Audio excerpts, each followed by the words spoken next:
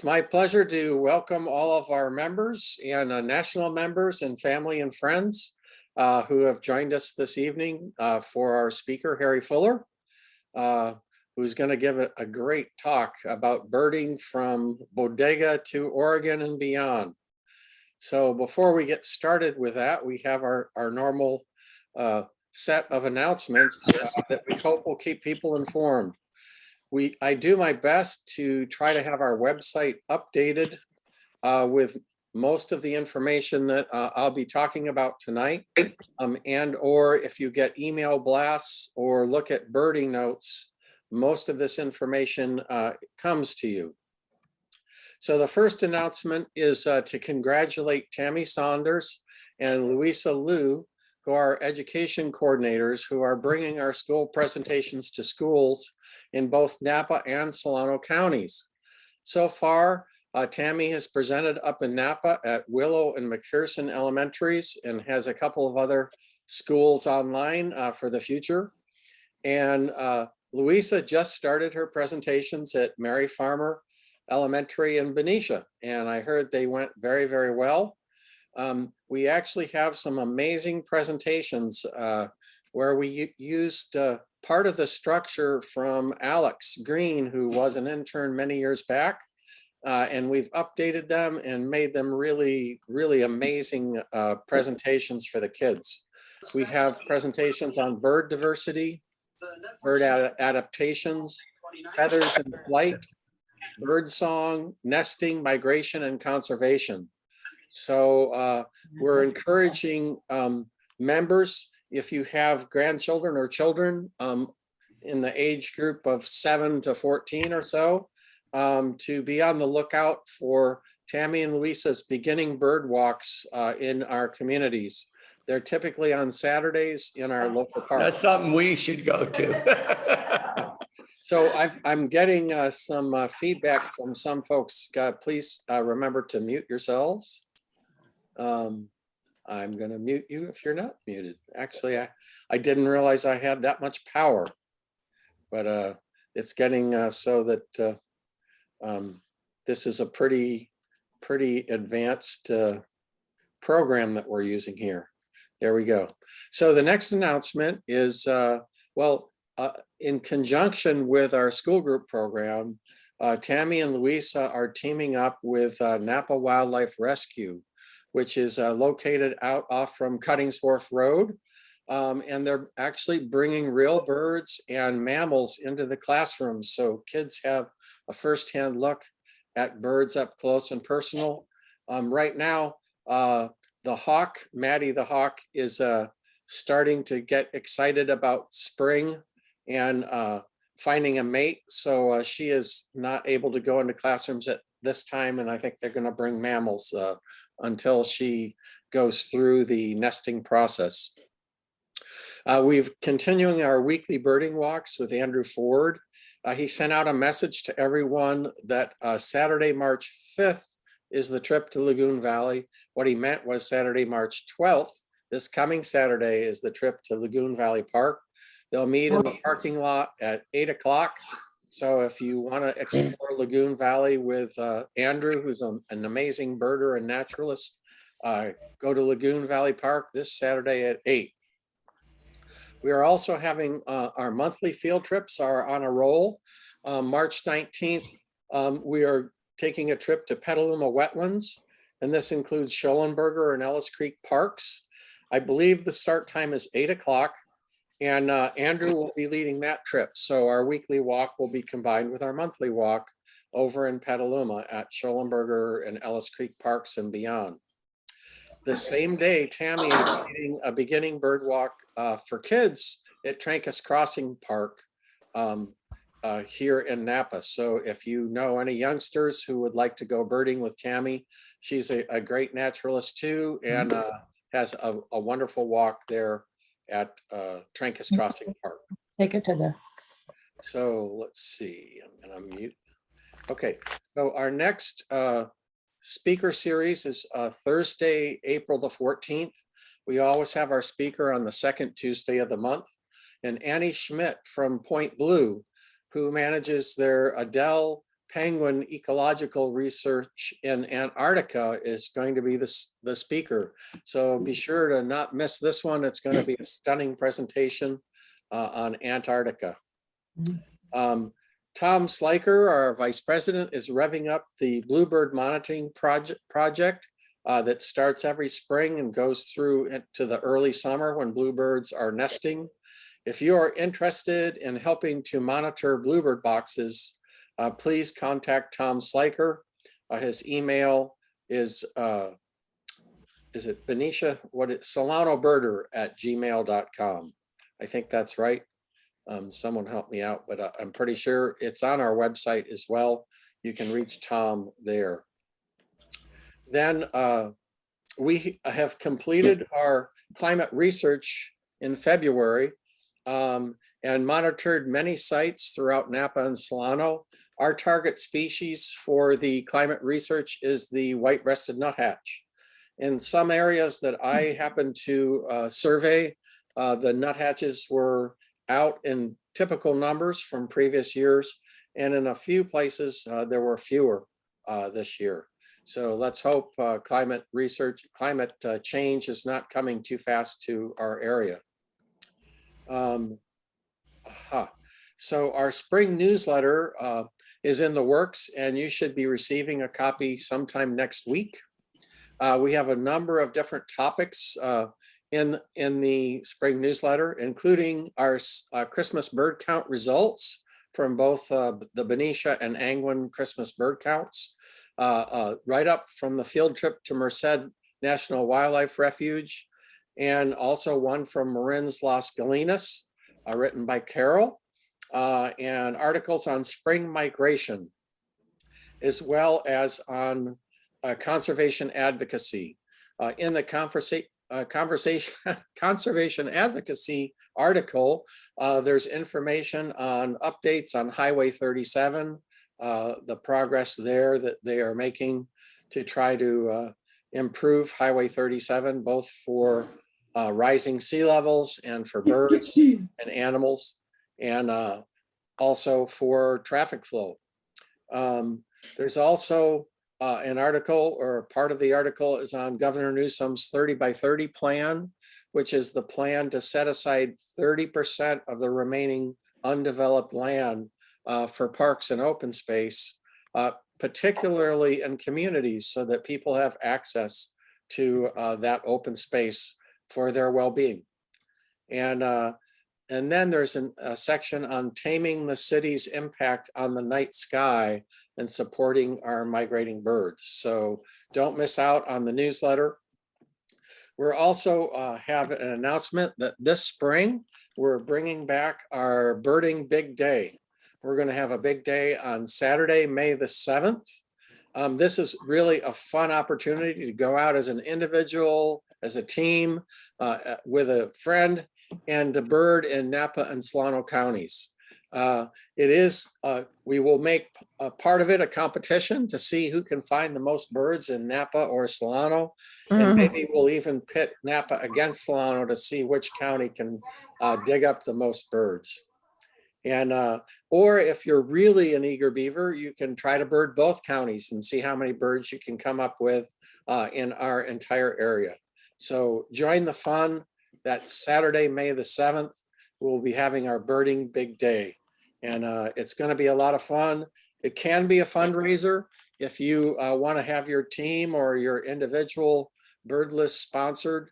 You can have someone donate a flat fee towards the endeavor, or you can have them give you a fee per bird species that you find. Remind them, if you see over 100 species and they volunteer to donate $1 a species, they'll be in for at least $100 donation. So remind them it could get expensive. Finally, we're teaming up with Napa Valley Gardeners. They have an open house that's going to be at Las Flores Community Center on Sunday, June the 26th from 11 to 2. Carol Boykin, our field trip coordinator, will be sponsoring a table there. If you want to help out Carol, give her a call. So let's see if I've covered everything I want to. Oh, finally, in May, we have our annual spring elections. So if you'd like to run for president or vice president and kick me out, please do.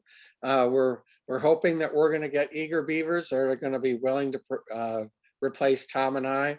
We are willing to continue another year, but be thinking about the future and running for one of our positions. Also, one of the positions that may be coming opening is our membership chair. So considering getting your feet wet just by keeping the Excel spreadsheet of new members and helping us out with that, or by joining as a director, just get your toes in the water for some leadership in our chapter. So we encourage all of our members to think about that and let us know. I believe, it's on the tip of my tongue who is in charge of that. It will be in the newsletter. So look at the newsletter to see who to email if you have any interest in serving on the board. The board only meets about twice in the fall and twice in the spring. So it's not a huge commitment, and it's also a lot of fun. So I think with that being said, we now, I think, have almost 50 folks with us, Harry, which is Great. fantastic. It's a great attendance. It's my pleasure to introduce our speaker tonight. It is Harry Fuller. He used to live in the Bay Area, but has lived in Oregon since 2007. Harry, when he was here, was managed TV and internet newsrooms in San Francisco and London. Harry has written 3 natural history books, including The Great Gray Owl of California, Oregon, and Washington, the San Francisco's Natural History from Sand Dunes to Streetcars, and Freeway Birding. Currently, Harry leads trips at the Malheur Field Station and Klamath Bird Observatory and provides private guiding as well. Harry's journal is online at atoe.blog, and his website is located at http://www.toei.net.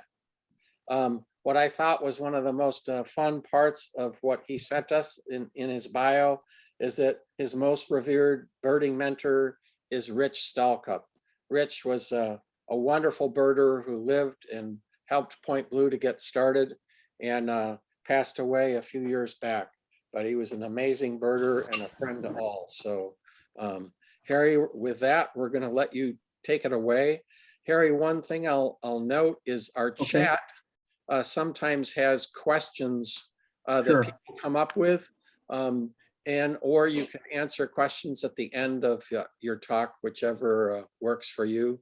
I'm going to ask one more time for participants, please check to see that you are muted during Harry's presentation. And if you want to say something, unmute yourself before you talk, but otherwise it gives feedback during the presentation.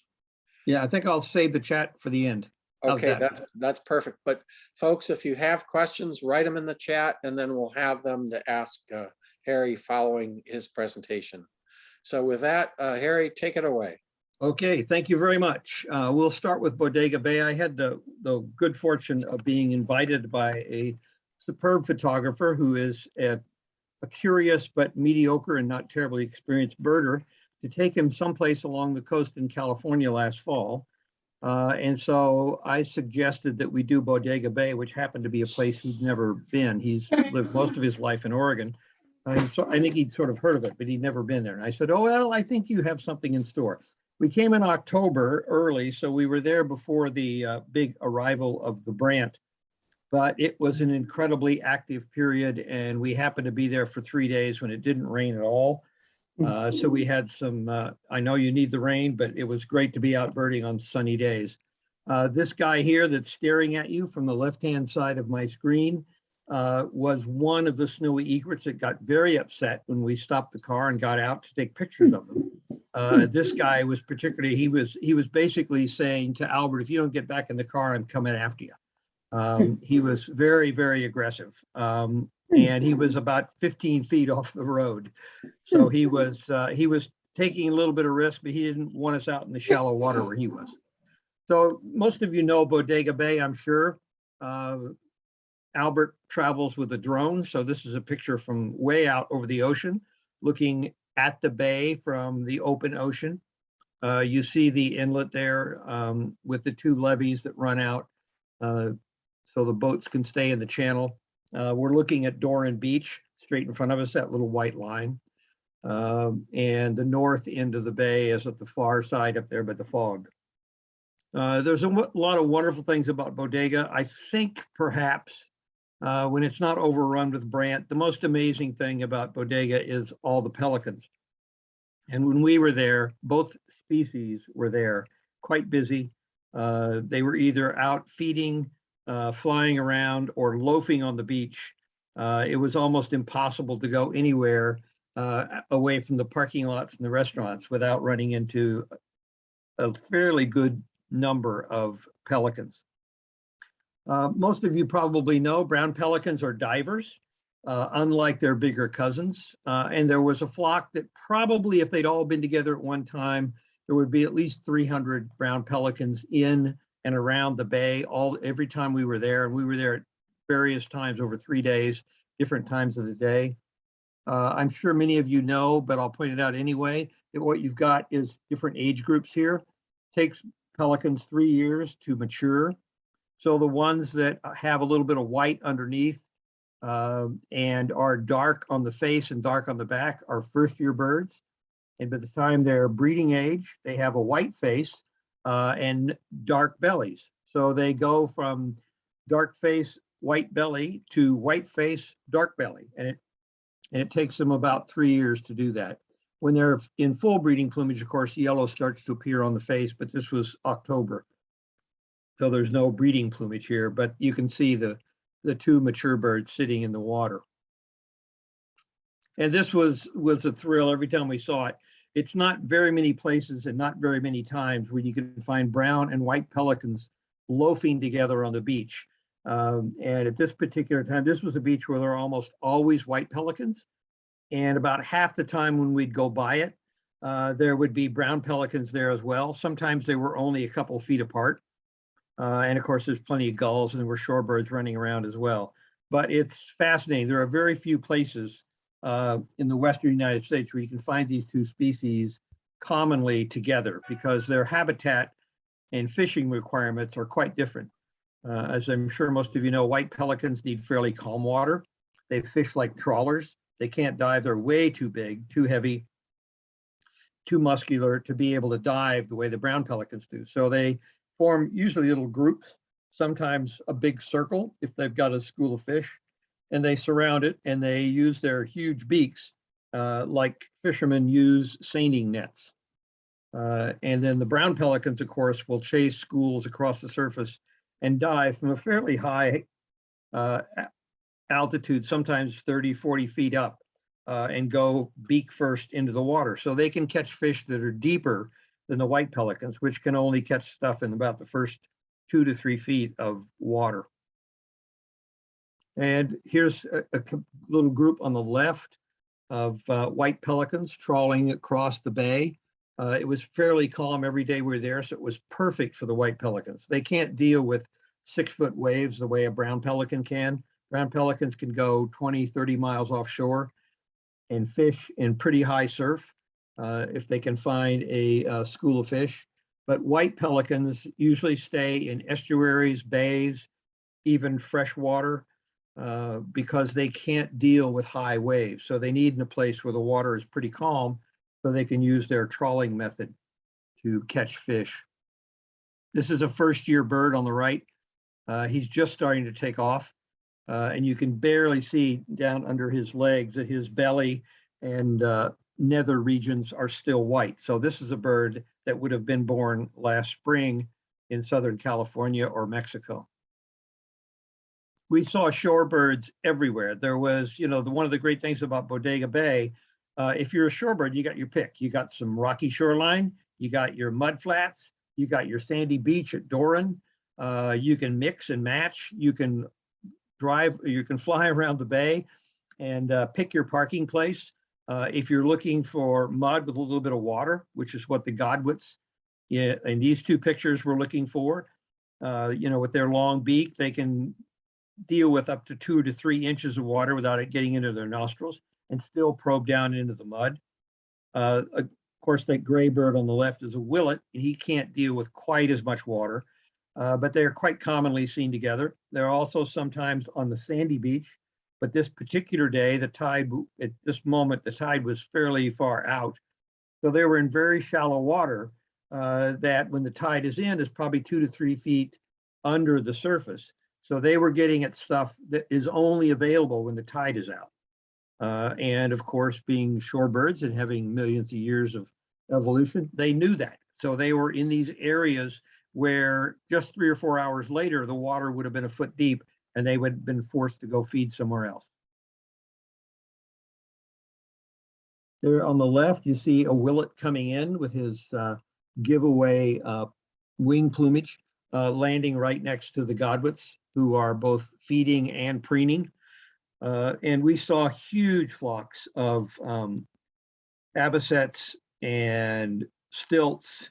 And then in the background, you've got, I believe those are willets in the back there by the reeds.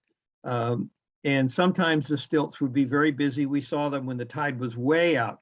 You'd see them sometimes half a mile from shore, way out in the mudflat where the water at that point was only a couple of inches deep, and waiting on those long legs. I don't know how many of you know, but stilts are in terms of ratio of body size to legs, are the tallest birds on the West Coast. The only bird in America that has longer legs in ratio to its body are the flamingos that they get on the East Coast.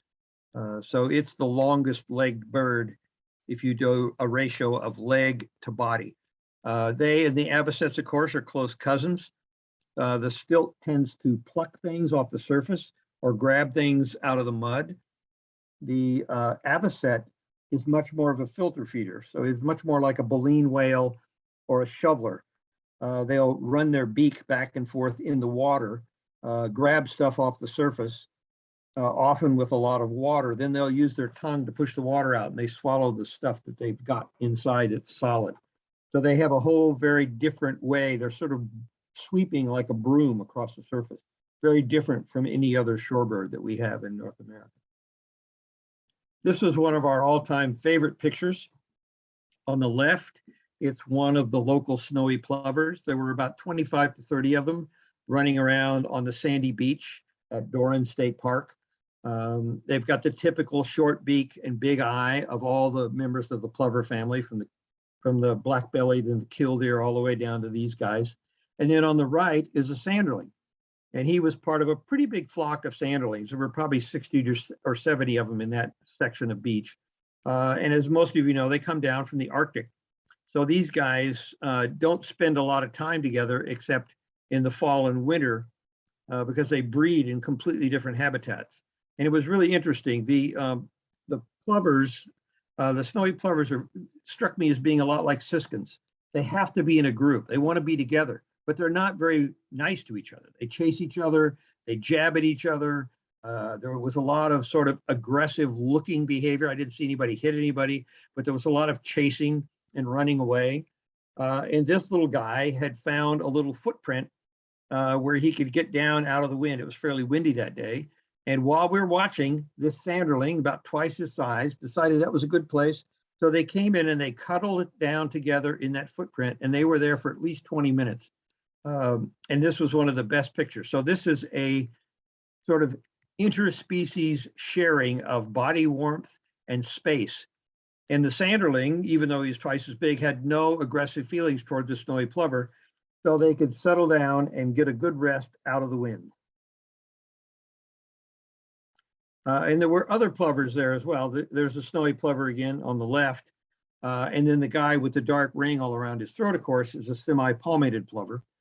You might think of him as a lieutenant compared to the captain of the killdeer. This guy has one bar on his shoulder, and the killdeer have two. And the semi-palmated, of course, come down in the fall and winter.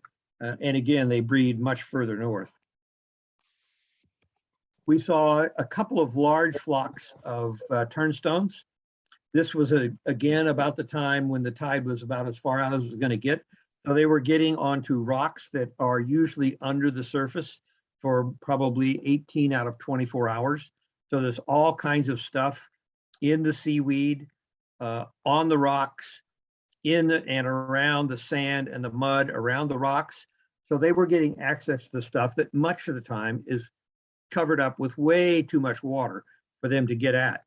And we watched them doing what their name says, flipping stones.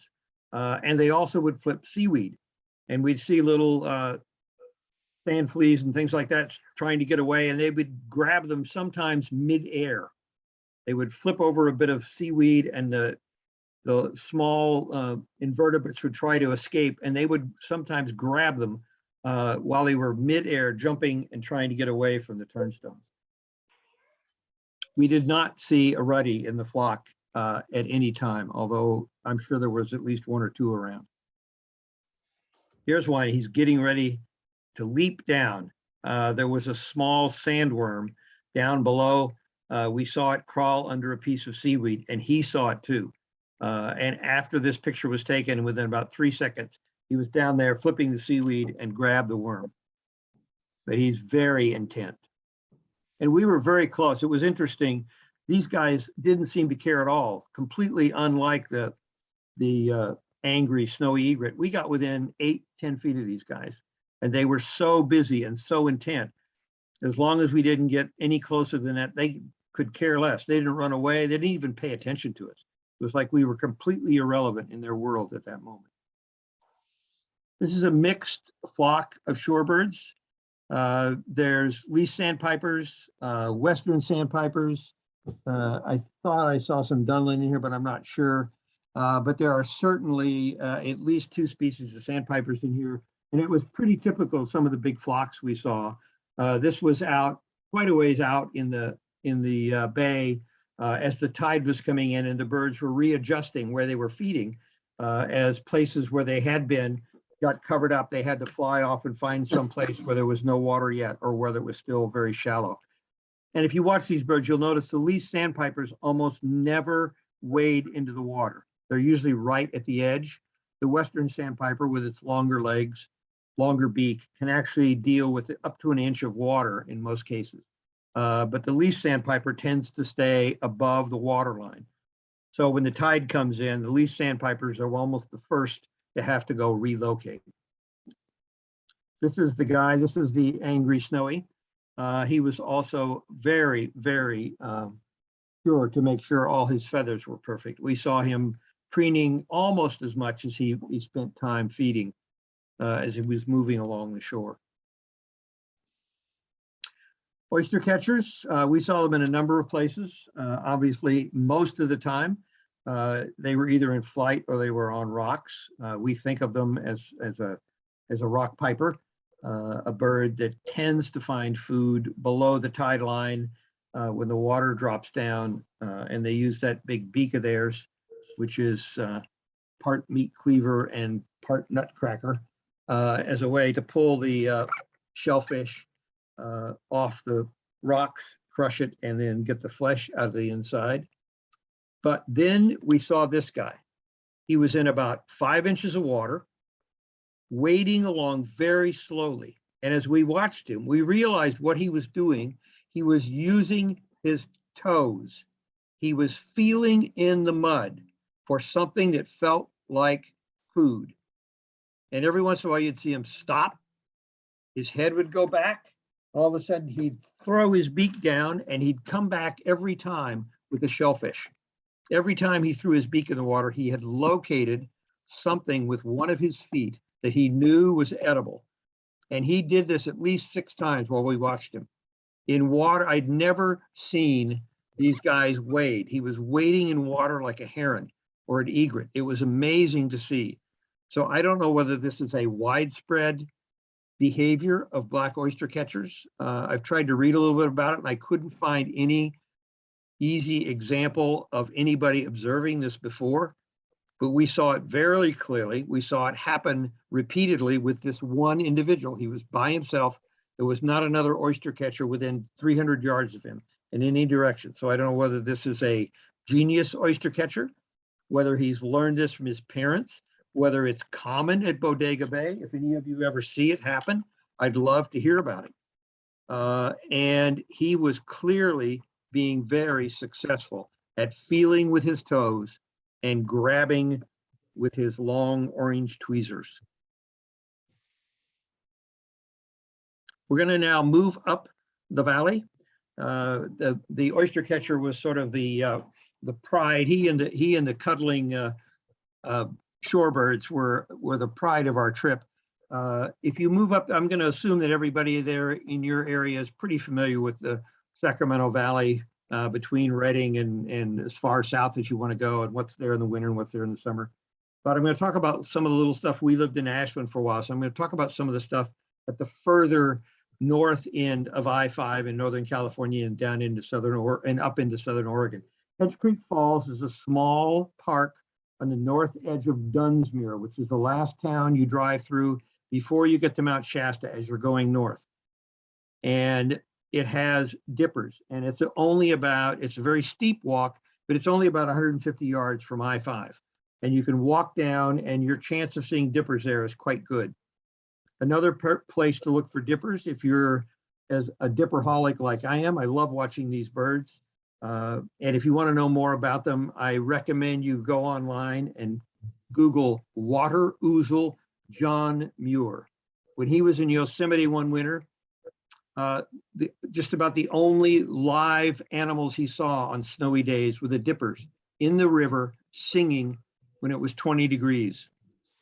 He learned to love those birds, and he wrote an essay because the old name was water ouzel. So that's what he wrote his essay about. And he talks about the dippers and how amazing they are. And I have to agree with him. His love letter to dippers is something you need to read if you like these birds. The other good place to look for them is Lithia Park in central Ashland. When I lived in Ashland, we did a dipper walk every January, and we usually found anywhere from 2 to 8 dippers in the city park in Ashland. Generally, they will nest under the bridges right in the center of downtown Ashland. And they have put up nest sort of shelves underneath the footbridges in Lithia Park now, and they nest there as well. Some years there'll be as many as 3 pairs of dippers nesting between downtown and the upper reach of Lithia Park in Ashland, Oregon. I did an informal survey a few years ago when I lived in Ashland, and I only found 4 other cities in Oregon where you can almost guarantee there are dippers within the city limits nesting in the summer. This is a bird that tends to be in wilder areas, partly because they need clean mountain streams. They would never nest in the Sacramento River. They need flat, fast-flowing water. It needs to be fairly clear so they can see their prey. They obviously can't smell it and they can't feel it. They've got to see it. So they're very specific about the habitat they need, fast-flowing mountain streams. So if you're looking for dippers, I recommend Lithia Park. There's good restaurants within easy walking distance. Mountain chickadees, they start to appear as you get up into the mountains north of Redding. There are a number of places in the area where you can get off into parks or into the national forest. Probably one of the easiest places to go is Castle Craigs, which is a state park not far from Dunsmuir. And these birds start to appear mostly in conifer forests. You're not going to find them in shrubbery. You're not going to find them in ceanothus or manzanita. So you're going to need to get into the evergreens. But listen to them; they sound just like every other chickadee, and you should be able to find these guys. They are slightly bigger than the lowland chickadees that you and I are more used to, either the black-capped or the chestnut-back, and they have the eyebrow. The other bootios start to appear when you get north. There's 2 or 3 good places in Siskiyou County, California to look for these guys. One is over around Fort Jones, and the other is north of Weed along US 97. Probably the single best place to look for both these birds. Okay, let's take a look. Hold on. I'll wait till whoever that is stops talking. The best place in Northern California along the I-5 corridor is Butte Valley. which is just south of the border. If you take 97 north from Weed toward Klamath Falls, you go through Butte Valley before you hit the border. There are also golden eagles and prairie falcon in that area. So it's a wonderful raptor run. 21st. The Yeah. swains, I don't know whether we can mute everybody else, but whoever that is making a lot of noise. The Swainson's hawks migrate, so they're not around in the winter. They're insectivores or insect eaters, so obviously they have to go south. That's the kind of bird you'll see up in the Andes in December. The ferruginous, however, stay all year. They're basically a big, hefty version of red tails. They have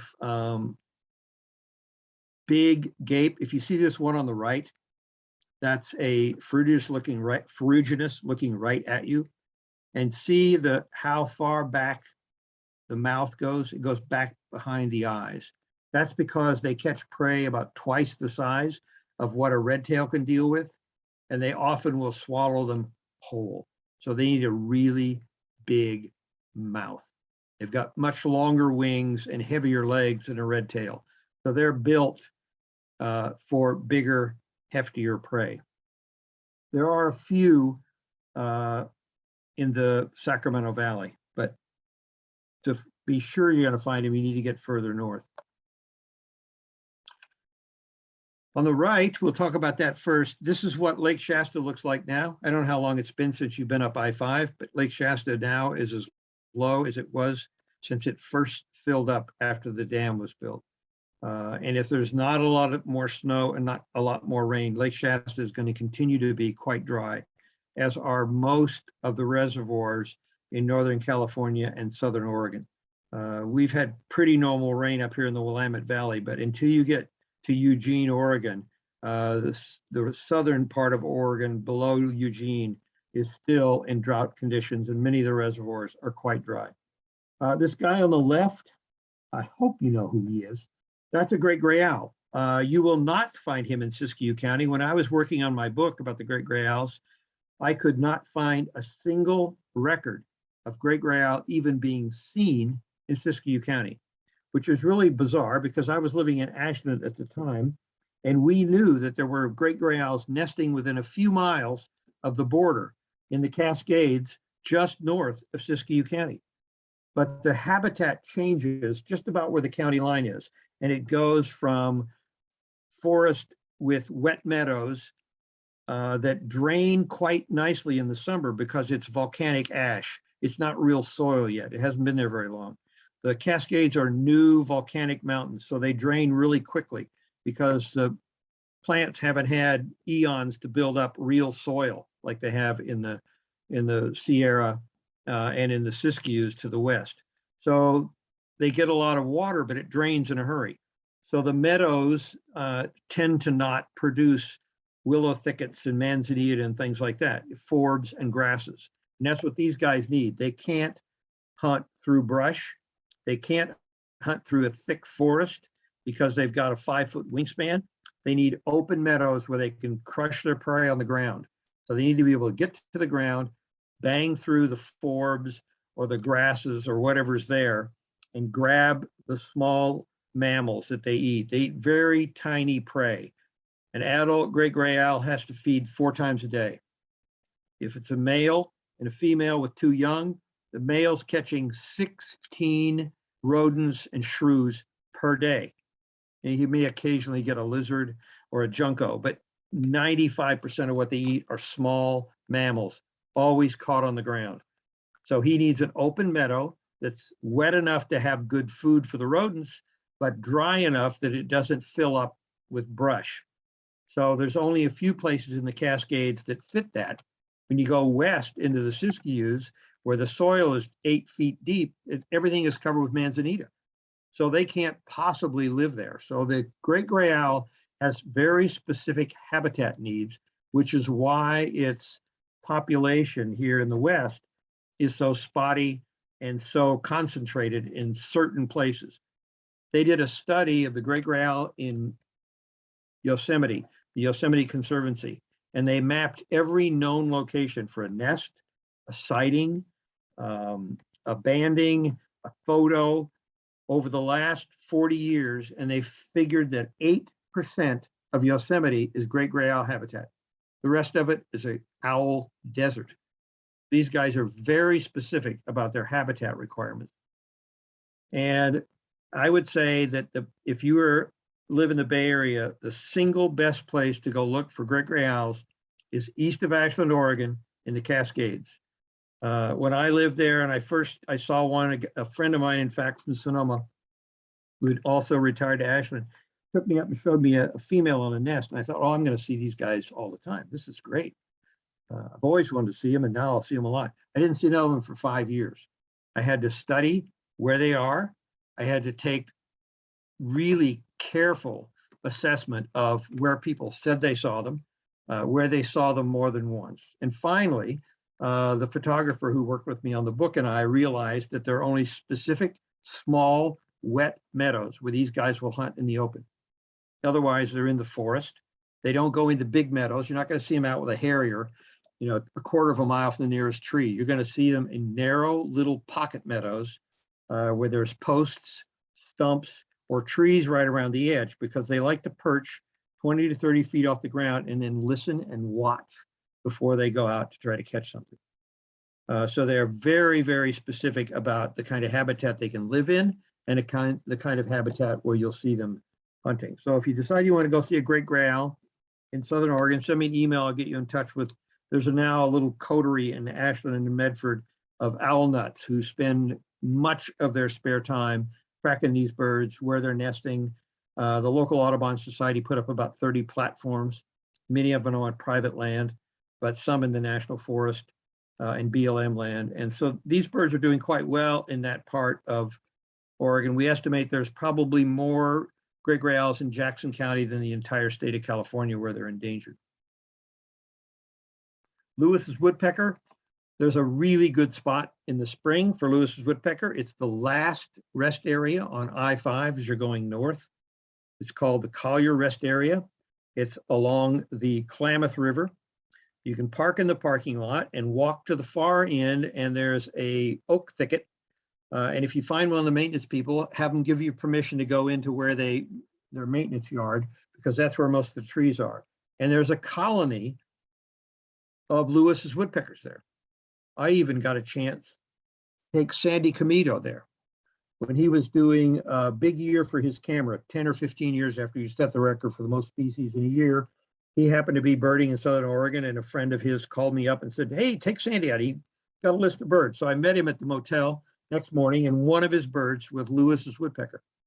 So I took him to Collier, and before we were out of the car, there were two flying over the parking lot. Happened to be early June, of course, which is a good time because that's when they're really busy with their nest. So this is a bird that you can almost guarantee that you will find in spring and early summer at Collier Rest Area. After that, they leave. A fascinating factoid about Lewis's woodpeckers. I'm working on a project to put a Modus receiving tower in northern Willamette Valley. I don't know, you know what they are. They pick up the signals from tiny little chips that 24/7 are broadcasting where an individual bird is. So it's much more accurate than bird banding, which is really, sort of a wild goose chase. Maybe 1 out of 100 birds will get seen again in its lifetime.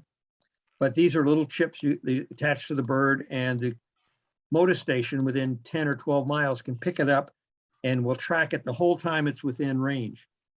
And recently, there are 2 Modus stations in Jackson County run by Klamath Bird Observatory, and they picked up 2 Lewis's woodpeckers. Not too surprising. Lewis's woodpeckers are pretty common there in the winter, even though they don't nest in the county. These Lewis's woodpeckers had gotten their chips put on them in Idaho. They had flown all the way across 2 mountain ranges. I'm listening to a meeting. I'm listening to the Audubon meeting. To go I'm listening to a Zoom meeting. Jackson County. Somebody needs to be muted. There are mountain hummingbirds. The one on the left, of course, you see sometimes in many parts of California. It's the male rufous. And on the right is the calliope. He is the smallest breeding bird in North America. And if you decide you want to see one, I can give you, if you go in late April, early May, I can give you an exact location in Ashland where you can drive up a city street. It goes up into the mountains at about 3,600 feet. There are thickets of manzanita that bloom early spring along the road. And this guy and a couple of his fellows claim those manzanitas. And I've even seen him driving robins away. They go after black-headed grosbeaks. They chase away the warblers. There's Nashville warblers in that forest. They go after the Nashville warblers. They hate the towhees. These guys are ferocious. They are half ounce for half ounce, probably the toughest little birds I've ever seen. And they migrate up the mountains. So you're almost never going to see one in coastal counties in California and Oregon, even if they're really common in the Sierra or in parts of the Cascades. They rarely come to low elevations. I do know occasionally they get seen on Mount Livermore, but generally they stick to the high mountains, and that's where they nest. They arrive in April when it still drops below freezing. One of the fascinating things about the calliope is nobody has yet figured out how they maintain body heat. Based on what we thought we used to understand about birds and insulation and energy use and calories, they don't make any sense. They're not possible. And yet here they are, after millions of years of evolution, they are doing things somehow to stay warm and alive that we just don't understand. But they're really cool birds and very, very active. If you're in a location where there is one, you can't miss them. Sandhill cranes, they're nesting territories. There are some in northeastern California, but along I-5, again, the prairies in the Cascades, just east of Ashland, usually have several pair of nesting sandhill cranes. In good years, when there's a decent amount of snow, the prey and the food is so good, they actually raise 2 young, which is pretty unusual for cranes. Most crane pairs only raise 1 young per year, but we have seen 2 grown youngsters with parents at Howard Prairie, which is in the Cascades east of Ashland. And also in that area, mountain bluebirds, the bluest of blues, wonderful to see. And again, they're on the edge of the meadows. Like all bluebirds, they don't like dense forest and they don't like totally open grassland. Lots of woodpeckers in that area in Jackson County. On the left, a male Williamson sapsucker. If you've dealt with these birds in the past, you know the female is completely different. She looks sort of like a toned down flicker. It was years after they were discovered before anybody put 2 and 2 together, or 1 and 1 together and got 2 and realized they were the same species. So in old bird descriptions, the male Williamson was considered one kind of woodpecker and the female was considered another. Somebody finally saw them working together on a nest and put them together and realized that they were a pair, even though they don't look at all alike. White-headed woodpecker, of course, quite common in the mountains. They tend to like areas that have been burned over, much like a black-backed woodpecker. And they will take over an old burned tree trunk that hasn't fallen down yet and build their nest in that. This is probably the toughest bird in the mountains. This is a sooty grouse. And there are stories. First time I heard the story of a guy claimed he was attacked by a sooty grouse while he was trying to eat lunch along a trail. I sort of laughed at him and thought, he's got to be making this up. Then about a year later, somebody told me they had gone along this road. It's the same road that has the calliope hummingbirds, just outside of Ashland. But they'd gone along the road and there was this big bird standing in the middle of the road and they had to drive around him. And I thought, So I went up to check it out and there he was, Mr. Sooty Grouse. And he would watch the traffic go by from a flatbed trailer that was parked literally a foot off the edge of the road. And he'd see a car coming or a bicycle or somebody walking a dog, and he would get down and stand out in the middle of the road. And so I told my friends with cameras and they came up, and as you can see, he was pretty aggressive. He was going after shins and ankles and boots And at one point, a friend of mine got out with his camera, was taking pictures of this guy, and this guy got in the front seat. It took us 15 minutes to get him out of the car. Probably the very day the babies hatched, he disappeared and we didn't see him again. But as long as mom, who must have been on a nest somewhere, at least he thought within danger zone of the highway, he was going to guard that road. That was his road and he was not sharing it. Since then, talking to people, particularly who hike like the Pacific Crest Trail, these guys in late April, early May, if there's a nest within, we think 30 to 50 feet of where you are, he's going to come out and confront you. And when he gets really angry, he's got little orange eyebrows that he uncovers. He pops up his feathers and these burning orange eyebrows will stare at you when he's telling you, get out of here. My wife is nearby and I don't want you anywhere around. Sooty grouse. And here's a mama grouse with her baby.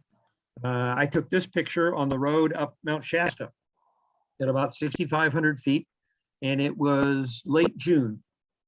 And they just sort of walked across. There were actually 4 babies, and 3 of them got across the road before I could get my camera and get a picture. So this is the last baby. Mom was bringing up the rear. She didn't want any of the babies to get lost. And so this is a picture of mama grouse and baby grouse. Big quail. They're around on Shasta. Well, They're mountain quail, and they're on both Mount Ashland and up in the Cascades. There are a number of places in that area. The best thing to do is get on a side road where there's not much traffic.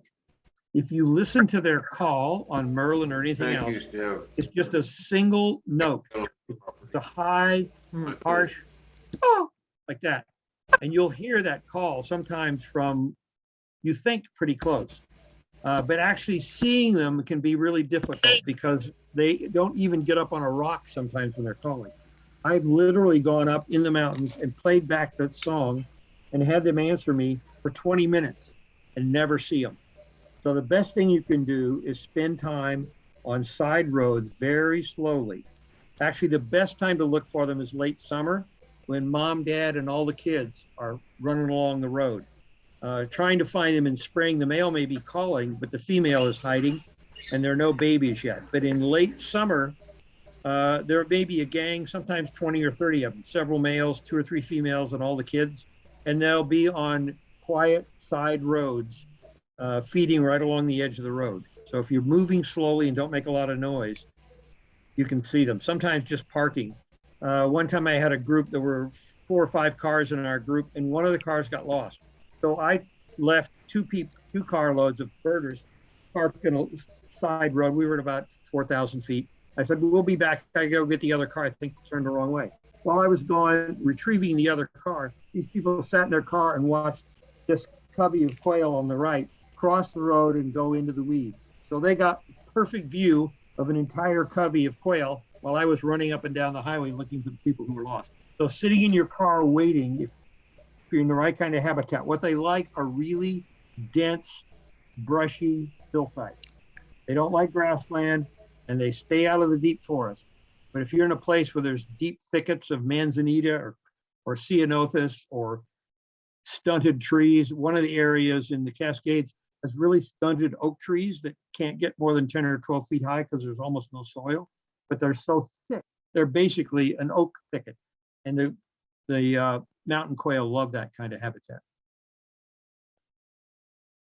As you go east of the Cascades and out into the Klamath Basin, you start to run into birds that you can't find, or at least can't find breeding west of the Cascades. On the left, horned lark. On the right, a couple of Western Grebes. And I would say, if you've never seen it, probably one of the finest wildlife displays in America is to go to Lake Klamath in May and watch the grebes dance across the water. It's just magnificent. It's why the American Birding Association uses the dancing grebe as its logo. It's just an absolutely incredible thing. They go through a whole ballet before they get up on the water and run across the water. Malheur is in far eastern Oregon. It's about 200 miles east of the Cascades. And you're in the Great Basin when you get out there. So you're starting to see birds that most of us who live in the more populated areas along the coast or even in the central valleys see rarely or not at all. From left to right, eastern kingbird. Malheur is the most western spot in Oregon where you can find nesting eastern kingbirds. You all recognize the guy in the middle, long-legged burrowing owl. Used to be quite common all across California. When you read about birds in California in the late 1800s, when wheat farming was basically done with horses and everything was done by hand or with animal power before gas engines and before pesticides, this was probably the most numerous bird in California. Every wheat farm had a huge colony of burrowing owls because they ate a huge colony of mice that ate the wheat that was stored in wooden barrels. So these guys were the, if you will, you had a cat to catch the mice, you had the burrowing owls to catch more mice, and they were all over the state. Now we've basically wiped them out with pesticides and destroying their habitat. But back in the late 1800s, this owl was everywhere. And the guy on the right is a Franklin gull. It's got those beautiful white parentheses around the eyes, and they nest in the Malheur Basin. For those of you who are familiar with the Great Basin habitat and geology, if you've read McPhee's Basin and Range, Malheur doesn't drain. It's like the Humboldt Sink in Nevada. The water runs down from the higher elevations into the lowest part of Malheur, and the lake grows and shrinks depending on how much runoff and rain there and snow there is. It's been quite dry there, as in much of the West in the last few years, so the lake is quite small now. But there's still a number of areas of wetlands, and there's 2 rivers with riparian habitat. The marshy meadows have these 2 birds. The one on the right, of course, is Wilson snipe, which you can find widespread in the right kind of habitat in California. But I'll bet you've never seen a bobolink breeding in California. And again, like the eastern kingbird, Malheur is one of the furthest west places where you can find bobolink. They're a member of the blackbird family. And for those of us who's mostly birded here in the West, I have to say they're the best sounding member of the icterid family that I know of. Beautiful song, long fluting notes. It's sort of like a red-winged blackbird sent to opera school. It's really a beautiful song. They're not very big. They're not as big as redwings, and they like the really marshy meadows in Malheur.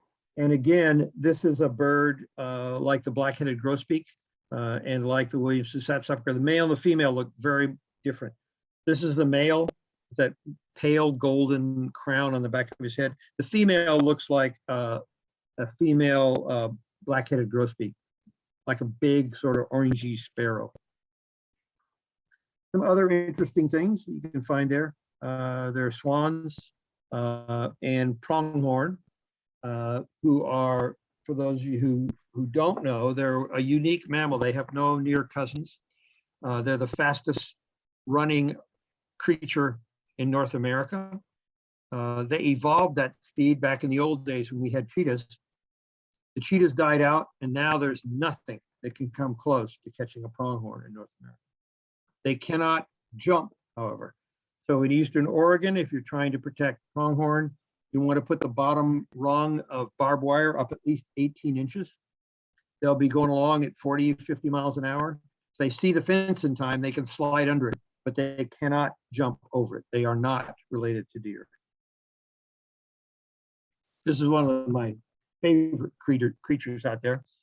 You get them in the winter, of course, in your area. So short-eared owls. They're one of the more common breeding owls in Malheur, and they love the open areas away from the forests, and they come up out of the thickets in late afternoon, usually within half an hour to an hour of sunset, and then until it gets pitch black, you can see them swimming, flying along out there. This is a sage thrasher, very common in the sagebrush areas. Donald Kreutzmann, who's written a couple books about birdsong and does analysis of bird songs, claims that this bird has more individual song phrases than any other species on the planet. A male mockingbird apparently has 200 to 250 different phrases that he can stick together, but his cousin, the sage thrasher, has over 2,000 songs. And this is one of my all-time favorites. If you go to Malheur and you can pick your time, go in June. These are the last birds to come back, common nighthawks. They're very uncommon even in late May because they need to feed on flying insects. They cannot afford to come back when it's cold and windy and the nights get down below freezing. So they are the last bird to arrive and one of the first to leave. But usually by June, they're back in huge numbers. And when they first come back, they hunt in flocks like swallows. So you'll see them flying around in the air going beep, beep, and there may be 30 or 40 of them up above you, diving and flying in the middle of the day, which they don't do after they've been there a while. Once they've built back their body weight, they become the secretive evening and night bird that you expect. But when they first get back, they're all over the place. And at the field station, they'll sit on top of a railing. They'll land on your car and go to sleep. You'll see them in the Russian olives on a branch 4 feet off the ground with their eyes closed. If you get within 5 feet, they might open one eye and look at you and go, "You're not going to make me move, are you?" The other cool thing about this bird, if you look carefully at that face, you'll see that there's a tiny little beak right out at the front, but see that crease that comes back and then drops down below the eye? That's the mouth. Gigantic mouth, tiny beak. The beak is used for preening. The mouth is a giant web that it uses to catch insects. Inside that mouth are tiny little spikes, very sharp. It'll open its mouth, fly along, and insects will get caught in there and spiked. And when there's enough of them on the spikes, this guy will land, do a big heavy-duty swallow, get the stuff in his stomach, take off and go up and fly around and catch more insects. So he's got this big net, basically, in his mouth that he uses to catch insects. The beak is strictly for preening. Any questions for anybody? There's some stuff in chat, so I'm going to read those off. Do the great gray owls hunt during day and night? Okay, great gray owls are nocturnal, but when they have young, and because the young also have to have 4 meals a day, once the young are born, the young are usually born in sometime between late April and mid-June, and they're usually out of the nest by 4th of July, depending on how soon the snow melts. They don't start to lay their eggs until the snow starts to melt because they have to have the snow off the ground to be able to hunt effectively. So if there's heavy snow, they nest later. If the snow melts early in the spring, they may lay eggs in April, early May. So anyway, the great gray owls hunt during the day and night. They will hunt during the day, particularly in spring and summer, because they have to catch so many for their young.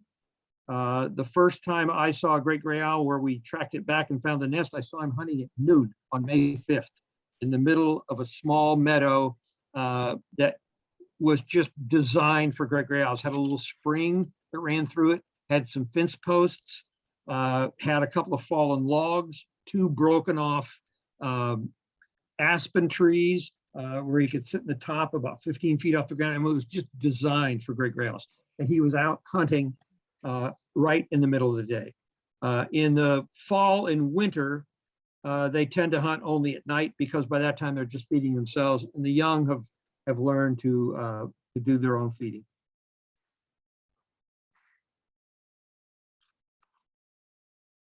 I don't see any other. One of the things I really appreciated, Harry, is your knowledge of the habitats that birds are found in. That's really a key to finding some of the species that you were talking about. And in northeastern Modoc County, if you go over the eastern range into the farm fields in Modoc, near what is it, Eagleville? There are a few bobolinks nesting. Yeah. So one Yes. place where we've been able to consistently find bobolinks in the state. For a while, there were some on the eastern side of the Sierras, right, basically on the Nevada line. At Yes. least one year they were found there, but the farmers tend to mow the grass so early that it disrupts the nesting. So I don't know if Yes. they've returned there, but I'm sure that at one time they were probably in the Great Basin areas of California and Oregon, much more widespread, but they really can't deal with agriculture. They need wet meadows that don't get messed with. So mowing, spraying, cattle, any of that stuff would drive them out. So they've done well at Malheur because it's been protected for a long time. And even when it was ranched, when French had his ranch there, he didn't use a lot of the really wet stuff. He just couldn't deal with it. So the wet meadows were left alone. One of the great places to look for them now is in the Box Canyon around Diamond, because those fields are quite wet. They get a lot of runoff, even in dry years. That area is just soaked. It also means by June 15th, if you want to keep any blood, you don't get out of your car because the mosquitoes are thicker than grass blades. But Diamond is a perfect place for bobolink because it's always wet. And they really don't do a lot with those fields. I mean, it's just, the mosquitoes are so bad that there's very little livestock and they do a little bit of grass cutting, but it's a pretty brutal climate unless you're a bobolink. so the town I was trying to think of is Cedarville.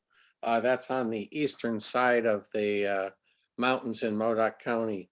Yeah. They basically are right on the Nevada border. And there are farm fields out in there. When you get into wet areas, you have a chance of finding the bobolinks. Yeah. Yeah.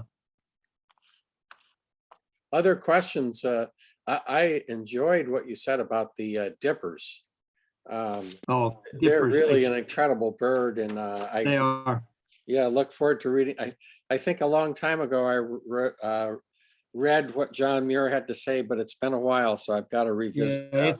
I try to read it every 2 or 3 years because it's just wonderful. It's not very long. The other amazing thing about dippers is we now know because of DNA that they're basically highly adapted cousins of the wrens. So they have that incredible song that they use and that they sing. In fact, I was recently at a state park here in Oregon called Silver Falls, which is in the foothills, and it's got lots of mountain streams. And there was a dipper sitting on a rock singing. Here it was, I don't know, February 28th or something like that. It was cold and windy, and he's sitting out there singing his heart out. They're one of the few birds like Western meadowlarks and Buick's wrens that will sing almost any time of year. We don't have very many songbirds that do that, but dippers certainly will. And they nest early, at least here in Oregon. They'll nest middle of April. They want to nest before the creeks get dry. So if people have been seeing dippers, we were able to find one in Santa Cruz County in just a little tiny canyon that comes off the highway. Yeah. We were going down into the canyon and there was a little stream, and I sat down on a rock, and a dipper came down the stream and sat on a rock right next to me. It was really exciting. Yeah, they're pretty, they're really good at ignoring people. We're pretty irrelevant. I mean, that's pretty true with great gray owls too. I've literally walked underneath them and they don't fly. They're the only alpha predator I know that doesn't freak out when you get close. They just sort of look at you and go, "You're really annoying. You're scaring the mice away." And they just sit there and stare at you. Another good place for dippers south of you guys is Big Sur. The Big Sur River has dippers, a lot of dippers, and I've seen them just sitting under that bridge of Highway 1, and they'll come roaring by you with their little wings flapping. They're pretty amazing. They've got twice as much hemoglobin and twice as many feathers as other birds their size, so that they can dive into cold water and hold their breath longer. So they are perfectly adapted to what they do, which is live in cold water streams. I know that Robin Leong, one of our birding leaders, led a trip up to the Marble Hot Springs, Yuba Pass last summer, and I know they were able to see dippers up there, but it's a very exciting bird to watch feed if you ever Yeah. get a chance. They Yeah, just it is. go underwater for quite some time. They dig around in the rocks and they come up with all kinds of caddisfly larvae and other larvae from the bottom of the Yeah. river. Yeah, pretty amazing. And finding a dipper nest is wonderful. There's a creek not too far from me where they nest under a bridge every year. And I always can't wait to go up and see the nest. They build these big enclosed domes of moss with a hole near the bottom. And then they build a regular cup nest inside that you can't see because it's covered in this. And the domes are like, 8 inches, 10 inches across and maybe a foot high. And they build it out of moss. They pull off the rocks. We've been up to Burney Falls to look for black swifts. Yes. And, at the falls, there are often dipper there as well. Yes, You absolutely. can Yeah, actually that's perfect see them habitat for them. picking off the moss from rocks to Yep. take in to their little Yeah. den to build a nest. Yeah, yeah. The other bird I wanted to mention, which you highlighted, is the calliope hummingbird. It's such an Yes. incredibly beautiful bird. If you go in March and hike into Mount Diablo from the North Canyon, there, and you hike high enough up on the mountain, there are not only poor wills, but there are also migrating calliope hummingbirds. It's the one place in this area that I know that you can reliably find them, because you can get up to, I don't think you get up to 3,500 feet, but you get up high enough where they go into the manzanita and the brushy areas. They love blooming manzanita.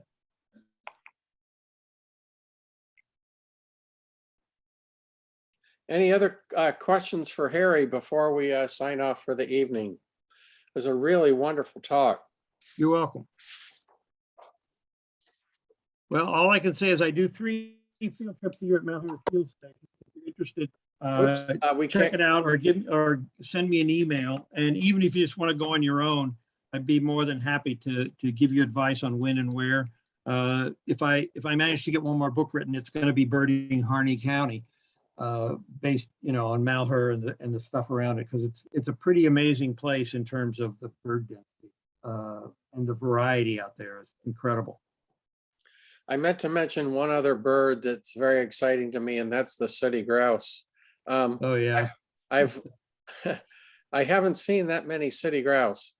I've heard them booming or their call, but one summer when we were in South Lake Tahoe, we hiked up to the Angora Lakes, and there was a hen with 3 chicks walking across the trail and just sat down on a log while we watched it for quite a few minutes. And then on the very same trip, we're driving down the highway going around Lake Tahoe, and another hen came and crossed the highway with cars whizzing by on both sides. And somehow she managed to get her 3 chicks across the road without getting hit by a car. I had to have no idea how she did it. I haven't seen. It was like that one I saw in Mount Shasta. Sometimes, well, they're adapted. The ones that are alive now, they've been living with this stuff for 100 years. So I haven't seen another they know what they're doing since then. But I'm really, I think if we go out now in maybe late April, early May, we can maybe find a male that's guarding over its nesting area. That would be probably a prime time to try to find one. Yes, late April, early May. They want to nest when things are still green before it starts to dry out. So just a couple reminders before we wind up for the evening. First of all, this Saturday is Andrew Ford's walk at Lagoon Valley. And next Saturday, March the 19th, is our monthly field trip to Petaluma Woodlands led by Andrew. I forgot to mention, but April 15th is our next monthly field trip, and that is going to be led by Murray Berner to the Milliken Reservoir. And the Milliken Reservoir is off limits to the public, but we have special permission on that day to go in with Murray. So don't miss out on that one. That will be once again Saturday, April the 15th.